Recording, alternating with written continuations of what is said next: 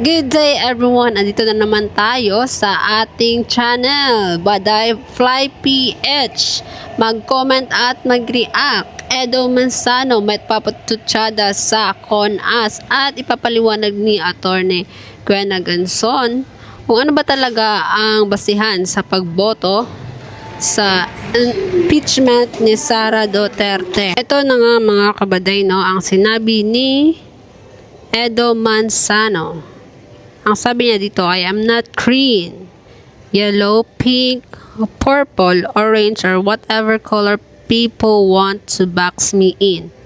I am simply asking my fellow Filipinos to connect the dots. The timing, the distraction, the sudden constitutional talk, all panic moves are going to 2028. Everything seems to point to one thing, fear, takot, o panic. Why? Fear of a certain presidency, fear of a prison, or maybe both? Nagtatanong lang po. This is after listening to Mr. Lito Banayos interview. Ayan. CONAS to cover your ass. Lahat gagawin, wag lang pakulong. I don't know why may naniniwala pa dyan na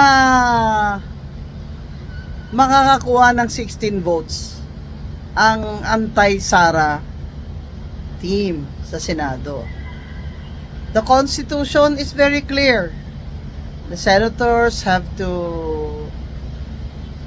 convict the Vice President, remove her from office, and disqualify her from perpetually from holding public office if they get 2/3 of the vote of the total senators. That means 16. Eh ngayon 11 lang sila, kahit bumoto pa yung dalawa, si Zubiri at si Ejercito, pabor sa pagtanggal kay Sara. But if they do that, that's their kiss of death. Because Zubiri is Bukidnon, his district is Bukidnon, where his voters are from Mindanao, and that's Duterte country. Ay nako, hindi magmamarko sa mga tao sa Bukidnon. Hinding-hindi. Hinding-hindi. Kaya, baka mag-abstain pa nga siya, like he did dito sa eleksyon ng Senate President. Ganon din si JB Ejercito, na sinabi na niya na malamang hindi talaga siya boboto pabor sa impeachment. Now, they need 16 votes of the total members. Ilan ba total members? 24, 24. Eh ma'am, wala na po si Bato. Kahit na mag-absent pa yung kalahati dyan sa 13.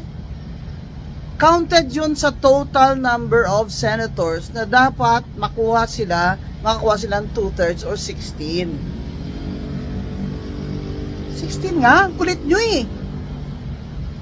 Kaya nga nagpa-plan B ng BBM gang. Kasama na sa BBM gang yan, si Risa Ontiveros. Kayo naman, syado naman kayong panaib dyan.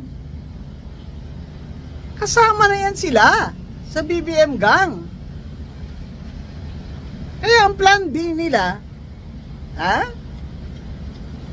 ang plan B ng BBM gang ay CONAS, Constitutional Assembly, yung mga congressman at senador mag-a-amend ng konstitusyon para ma-extend ang term ni BBM, ma-extend ang term ng mga congressman. Mga hinayupak kayo. Abot na naman Supreme Court yung gagawin nyo, magkakagulo na naman tayo. Bagsak na stock market, ang peso ay halos wala ng kwenta. This is a failed government. Ayaw nyo pa rin makita na itong lahat na ito may kasalanan si BBM gang. Tapos gusto nyo pa manalo siya. At sumama naman kayo. Sasama pa kayo sa BBM gang para manalo kayo. Ano ka ba, Risa Ontiveros? Kung sa bagay, nahina ka naman talaga. 16 votes mga kababayan.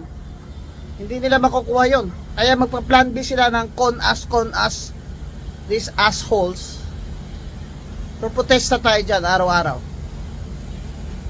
No way! Mag-eleksyon tayo. No way! Eleksyon sa 2028. Buti nga, dapat snap election ngayon eh. Snap election na, BBM. Tingnan natin kung talagang mahal ka ng tao. Ayan na nga.